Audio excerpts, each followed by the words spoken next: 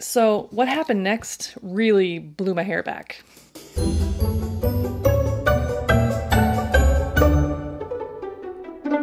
Hi guys, welcome back to another episode of Crue Trime. Crue Trime. My name is Sarah, and what I do here is tell you a terrible story to ruin your day and put on my makeup at the same time. So if that sounds like a fun combination, you are in the right place. So make sure you subscribe to this channel, turn on all the notifications, and then that way you will never miss one of my terrible stories. Today's story has been in the news recently after some court activity, but it originally goes back to the summer of 2021, so not that long ago. There's been a ton of coverage on YouTube and TikTok and everywhere else, but I didn't want to talk about it here until there was some resolution and I was able to put together like the timeline of events in the order that they happened, and it's as good as it's gonna get, so let's get to it. This is the story of Gabby Petito. On September 11th, 2021 in Blue Point, New York, Long Island, Nicole Schmidt went to the Suffolk County Police Station to report her 22-year-old daughter, Gabby Petito, missing. Gabby was actually traveling across the country with her 23-year-old fiancé, Brian Laundrie, and they had been on the road since early July. Gabby would have FaceTime calls with her family about 3 times a week, but Nicole hadn't spoken to her since August 25th when Gabby and Brian were in Grand Teton National Park in Wyoming, and that was over 2 weeks ago. Gabby was actually an aspiring travel blogger, so she and Brian were documenting the trip on social media, YouTube and Instagram. But Gabby hadn't posted since the last day they spoke on the phone. Nicole had actually called the police the night before asking for help to find Gabby, but they told her that because her daughter was an adult and traveling across the country, there were many reasons that she might be out of touch. But she and Gabby had never been out of touch for more than 2 days in a row, like ever. And Nicole had received some weird text messages from Gabby's phone, really short and just strange. And it just didn't sit right with her. By Monday, September 13th,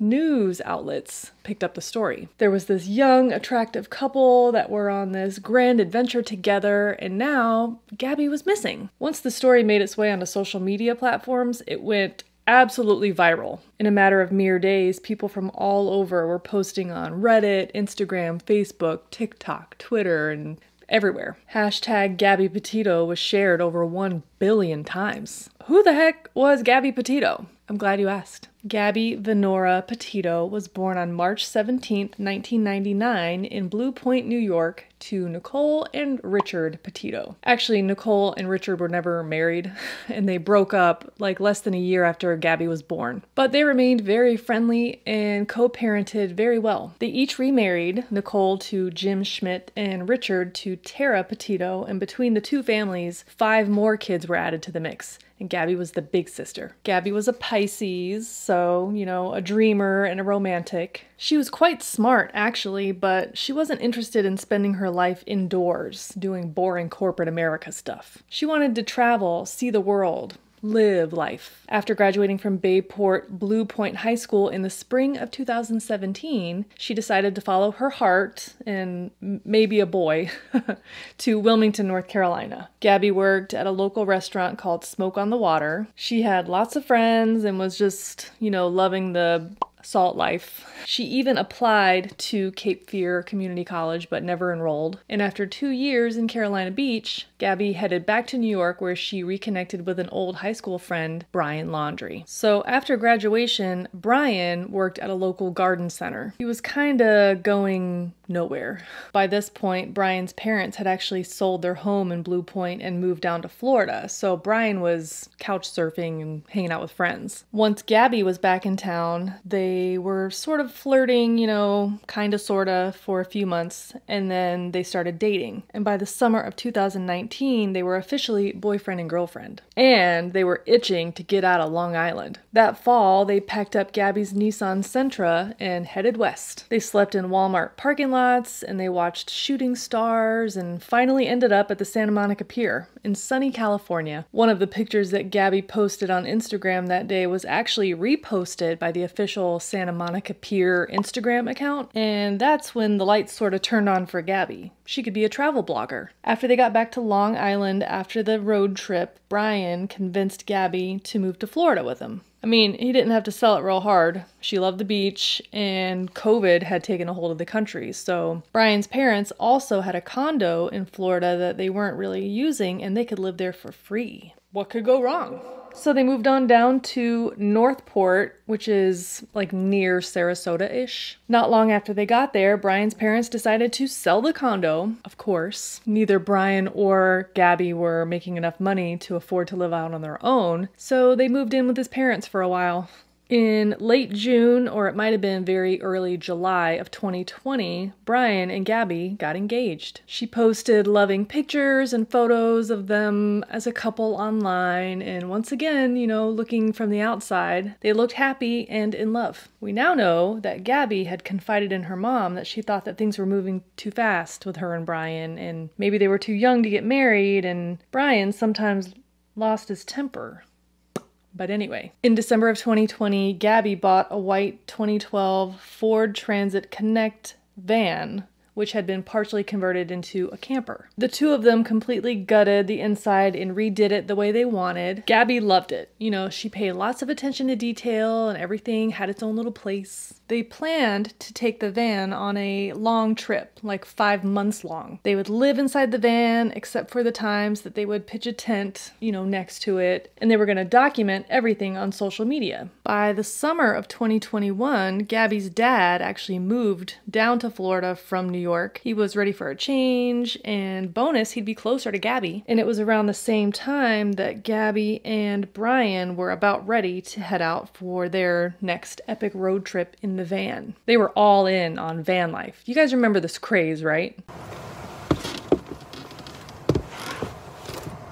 Hello. I feel like everybody was living in a van or wanted to. Campers, vans, whatever. So on June 17th, 2021, Gabby and Brian left Florida. They drove up to Blue Point, New York to watch one of Gabby's brothers graduate from high school. And after that, they hit the road on July 2nd. So Gabby captured every moment for Instagram and for their YouTube channel that they called Nomadic Static. As they traveled, Gabby documented everywhere they went and what they saw. She also tried to promote a healthy lifestyle and to not pollute the environment. They visited Monument Rocks, Great Sand Dunes National Park and Preserve, Zion National Park, Bryce Canyon National Park. I mean, they were doing all the things. And that area of the United States is like otherworldly, dude. It looks like a different planet. It's like Star Wars Tatooine level. And as I mentioned earlier, despite all of this travel and long days, Gabby still mentioned to call home every couple of days on top of posting a lot of content. So about a month into the trip, Gabby and Brian started snipping at each other more and more. Space was tight. Gabby didn't like how messy Brian was. It was hot. There was bugs. Gabby spent a lot of time making content and less time being enamored with every word that Brian said. The honeymoon was over. Before there was a honeymoon. On August 12th, the Grand County Sheriff's Department in Moab, Utah, received a 911 call regarding a domestic dispute. The caller said that he had seen a couple arguing in front of the Moonflower Co-op, and then he saw the guy hit the girl, and then they got into their white van and drove away. The caller was able to describe the couple and give a description of the van, including the fact that it had a Florida license plate and which way that it turned when it left. And obviously the couple arguing is Brian and Gabby, if I hadn't already said that. Another person that witnessed either this incident or another one the same day also spoke with police. So the witness said that Gabby and Brian were speaking aggressively, and it looked like Gabby was hitting Brian in the arm. Then Brian was trying to drive away without Gabby, and she somehow crawled over the driver's seat into the van. So after these 911 calls, these officers in Moab were out looking for Gabby's van, and it didn't take them long to find it. The police witnessed the van to be speeding, going 45 in a 15. Brian was at the wheel, and then he hit the curb. After they were pulled over, the officer approached, and it was clear that the couple had been arguing. So they were separated. I don't know, he's down there. I don't know, we've been fighting all morning, and And he wouldn't let me in the car before. And then Why wouldn't he let you in the car? Because of your OCD? Told me I needed to calm down. It became pretty obvious that Gabby and Brian had also gotten physical with each other because they each had marks on their faces. They were questioned separately by the police, and Gabby tried to minimize whatever might get Brian in trouble, and Brian minimized his role and called Gabby crazy. Well, Gabby was red-eyed and crying, and she said that she started it. She slapped him first. Everything was her fault. Well, to be honest, I definitely hit him first. Where'd you hit him? I slapped him. You slapped him first? And then what, just on his face? And you guys told me to shut up. You guys, the way this stop was handled is a problem. There were so many signs of like manipulation and abuse that were missed. You know, it's like red flag city. He didn't like hit me in the face. Like, he didn't like punch me in the face or anything. Did he slap your face or what? Well, like, he like grabbed me like with his nail, and I guess that's why it looks. I definitely have a cut right here because I could feel it. Yeah. When I touch it, it burns. Typically in those kinds of situations, the victim will take the blame to protect the other person.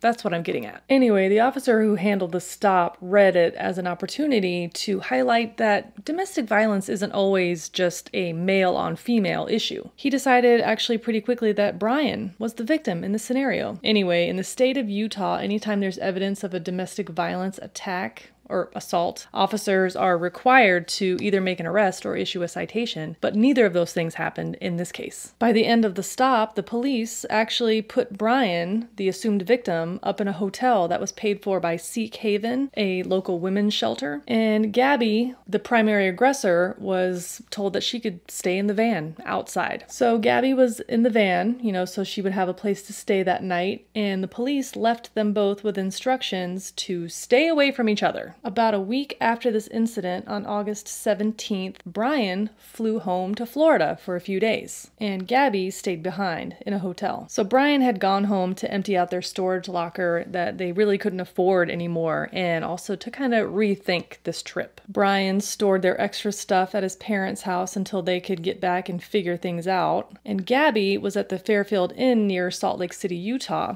so she wasn't just like hanging out in random parking lots alone. Finally, on August 23rd, Brian flew back to Utah and joined Gabby to resume the trip. Back in the van together on August 25th, Gabby talked to her mom on the phone for what became the last time. So according to her mother, Nicole, Gabby told her that their plans were to travel from Utah to Wyoming, going to Grand Teton National Park and then to Yellowstone before heading back east to come home. Later that day, Gabby posted on Instagram a picture of herself holding a pumpkin, and this was taken in Ogden, Utah. This became her last Instagram post ever. On August 27th, Gabby's mother, Nicole, got a text message from Gabby. It said that she was going to continue the road trip in the van by herself, and Brian was going to camp out while she went ahead. Then there was another message that was weird. It said, "Can you help Stan? I keep getting his voicemails and missed calls." Stan is Gabby's grandpa. She would never just call him by his first name like that. Well, this started to worry Nicole, and she decided to reach out to Gabby's grandpa and then also tried to reach Gabby herself, but they couldn't get a hold of her. We now know that Brian and Gabby drove south to their next campsite and had lunch at a Wyoming restaurant called Mary Piglet's. They were once again witnessed to be arguing, and they both got up and left without paying. The waitress followed them outside to ask if they're gonna pay, and Brian made like a big fuss about how bad the food was and how awful the service was. He then walked away and got in the van, and Gabby was like, ugh. Gabby was mortified. You know, she was apologetic for Brian's behavior, and she settled the bill, and then got in the van and left with him. After lunch, Gabby and Brian went to a nearby Whole Foods, and the security camera footage shows that they went inside the store, wandered around a bit, and then left without buying anything. Then they sat in the parking lot in the van for a solid 20 minutes before they drove away, and then they got to their campsite at the Bridger-Teton National Forest at 2:56 p.m. That footage of Gabby in the Whole Foods is the last time that she was seen alive. Well, Brian and Gabby continued arguing into the night, and Gabby likely died that night by Brian's hands. Her body was left at the Spread Creek dispersed camping area in Wyoming, having been beaten and strangled. Then Brian left the area, hiking 27 miles north as a means to create an alibi that he was somewhere else when Gabby died. Around 5:30 p.m. on August 29th, a young couple vacationing in Grand Teton National Park near Coulter Bay Village picked up a hitchhiker, Brian Laundrie. Brian offered them like $200 to drive him to Jackson, and they were going that way anyway, so they said, sure. He got in the Jeep with them and explained that he had been camping on his own for a few days while his girlfriend was back in their van working on their website, which was weird because he was pretty clean for somebody who claimed to have been camping for a couple of days, and also he didn't have any gear with him. They chatted about social media, and they were just talking about the area, and the couple had mentioned that they were on their way to Jackson Hole, and Brian freaked out. He was trying to go to Jackson, not Jackson Hole, so he asked them to please stop and let him out. And they did. Around 6:30 p.m., Brian was picked up by another traveler, and she took him to the entrance of Spread Creek dispersed camping area. She would later say that Brian offered gas money to her for the lift, but he didn't want to be taken any further than just the entrance, and he got very antsy as they got close to the campsite. So Brian was in a full panic. He got back to the van, Gabby's van, the white Ford Transit that she had saved money to buy, and Brian drove it home to Florida, using her money to finance his getaway, leaving Gabby's body behind. That same day, August 29th, Brian called his parents frantically and told them that Gabby was gone and he needed a lawyer. That's suspicious. You guys, the phone call. Y'all. Brian's parents, Christopher and Roberta Laundrie, they later said in a deposition that Brian said Gabby's gone, but he never said that he killed her or that she was dead. I mean, okay. Gabby's gone could mean a lot of things. It could mean that they got into an argument, and maybe he beat her up and she was going to press charges. I mean, maybe I could get on board with Brian's parents not immediately assuming the absolute worst, but I'm squinting. So after that phone call, the Laundries did contact their lawyer back in New York, Stephen Bertolino, and according to them, they were advised to not talk to anyone and to keep Brian close. So Bertolino also contacted criminal defense attorneys, including the public defenders in the same county where Gabby's body was later found. Spoiler alert. If this was a breakup where they might just be arguing over the division of property, like the van and stuff, why would they need a criminal defense attorney? Well, Brian finally got home on September 1st, and on his drive home, he was sending text messages from her phone, to try to make it look like she was still alive. The last message that Nicole ever got from Gabby was, quote, "No service in Yosemite." And this was on August 30th when Brian was already well out of that area driving back to Florida. Anyway, so the Laundries followed the advice of their attorney and they zipped their lips. According to them in depositions, they didn't ask Brian any questions about Gabby. They didn't talk to anyone else about Gabby or about Brian. And they didn't speak to Gabby's parents. And to be clear, the Laundries had a polite relationship with Gabby's parents. They weren't strangers. Remember, Gabby lived in their home for a while. They loved her. She was going to marry their son, be their daughter-in-law. But Brian was there, and Gabby wasn't. And as time went on, Gabby's mom couldn't reach her, and she started reaching out to the Laundries, who ignored her. In fact, they blocked her. She's not a Christian! So what happened next really blew my hair back. On September 6th and 7th, Brian and his parents, as well as his sister Cassie and her family, went to the Fort DeSoto Park in Pinellas County, Florida, and went camping. Sorry, what? Let me get this straight.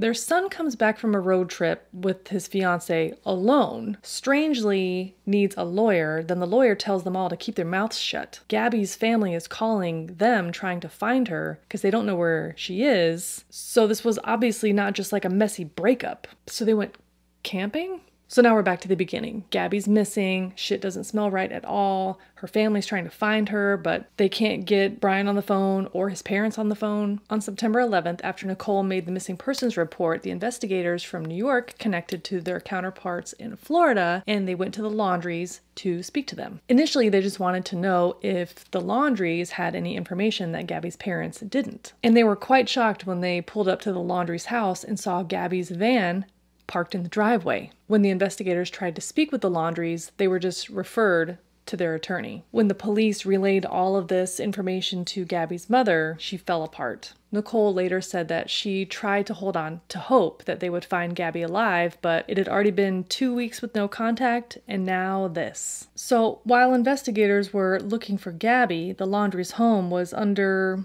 loose surveillance. On September 13th, Brian was seen leaving the house in his silver Mustang, but he wasn't followed. At this point, he's not been charged with anything. There's no warrants. There's nothing. Soon, the news broke about Gabby being missing, and it went bananas online. Other travelers that were in the same area as Gabby and Brian at the time that she disappeared started coming forward with eyewitness stories like when the hitchhiker Brian was picked up, and even some camera footage showing Gabby's van. And all of it was shared with law enforcement and was incredibly helpful in the investigation, and they were getting closer and closer to finding Gabby, while mobs of press and protesters gathered outside of the Laundrie's house. Gabby's father, Joe, appeared at news conferences pleading for any information that could help find where Brian left Gabby. On September 15th, Brian's car returned to the Laundrie's home, and the police and everyone else just thought it was Brian. But 2 days later, something really weird happened. On September 17th,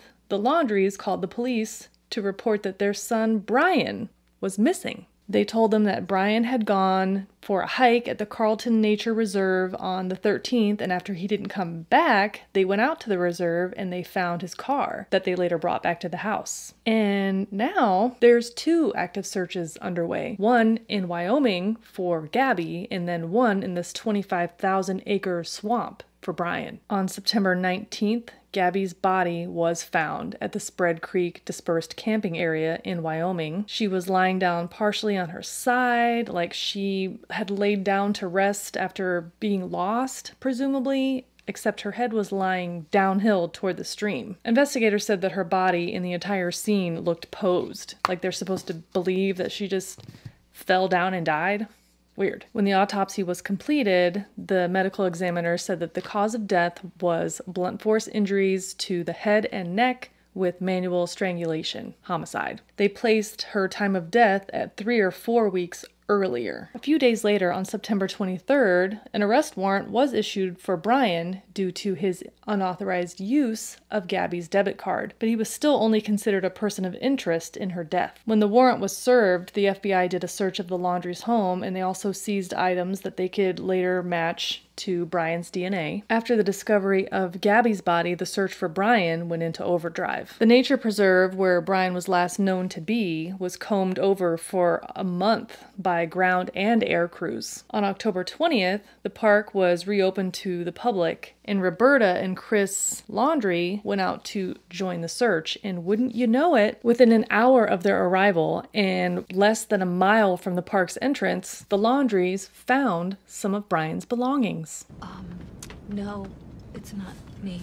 They brought this to the attention of the authorities, and within a few hours, Brian's skeletal remains were found as well. Apparently, his remains had been in an area that had previously been underwater due to flooding, so he had to be identified by dental records, and that maybe explains why he wasn't found over the previous month. 1 month later, an anthropologist concluded that Brian died of a self-inflicted gunshot wound to the back left side of his head, but he was right-handed. Was he ambidextrous? Was he holding something else in his other hand? Was it assisted? We'll never know. Brian's remains were cremated, and his family did not have a funeral. So some of the belongings that were discovered were 2 items that the Petitos especially wanted access to. One was a small spiral notebook where Brian wrote down a confession, and the other was a letter from his mom. Eventually, the families were allowed to read these things in the presence of the FBI, and then a few months later, the letters were released to the public. I won't read the entire confession letter, but I'll give you an idea of what it says. Brian claims that he and Gabby were out hiking along a stream in Utah at night, and there's some cockamamie story about Gabby falling and hurting her ankle so badly that he essentially had to put her out of her own misery.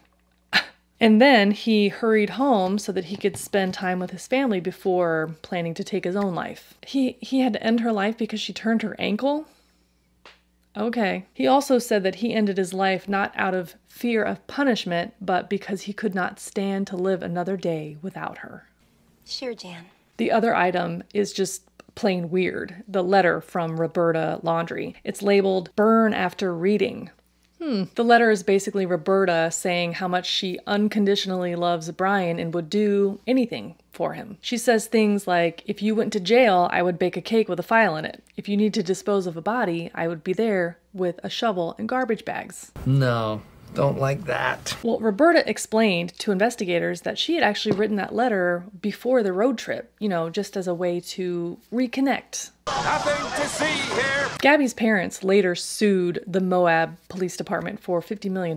Specifically, they believe that the officers that stopped Gabby and Brian that day in August handled that situation improperly, and it directly led to Gabby's death. That suit is still pending. Gabby's parents also sued the Laundries for wrongful death and for intentional infliction of emotional distress. Gabby's parents argued that the Laundries knew that Gabby was dead, but they allowed them to have hope and they allowed them to continue these searches, that they intentionally withheld information to protect their son without any regard to anyone else. And Emily D. Baker actually did an amazing breakdown of this lawsuit, and I'll link it down in the description box. But basically, legal obligation is not the same as moral obligation. The Laundries exercise their right to remain silent, and we don't have to like it. Just last month, in February 2024, a settlement was reached between the families, and it will avoid a long, painful civil trial. On March 7th, 2024, Florida lawmakers passed the Protection of Children and Victims of Crime bill. The bill, SB 1224, was inspired by Gabby, and it would require law enforcement to be trained on how to assess if a domestic violence victim is at a higher risk by asking 12 specific questions. And Joe Petito, Gabby's father, was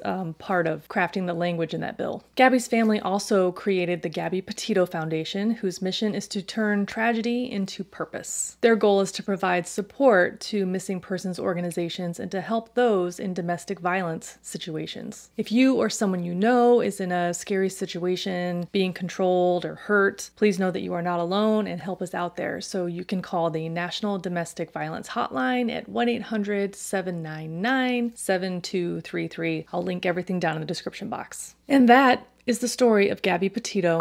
If you want to know any of the makeup that I used in today's look, just look down in the description box because everything I used is linked. I will find you something very similar if I'm using something that's not available anymore. Thank you so much for hanging out today and for watching this video. I really appreciate it. If you want to see more videos like this one, then consider subscribing to this channel before you leave today. I upload new videos here on YouTube every week, and you can follow me on all of the other socials as well. That is it for now. I will catch you next time in the next video. Bye! Down the...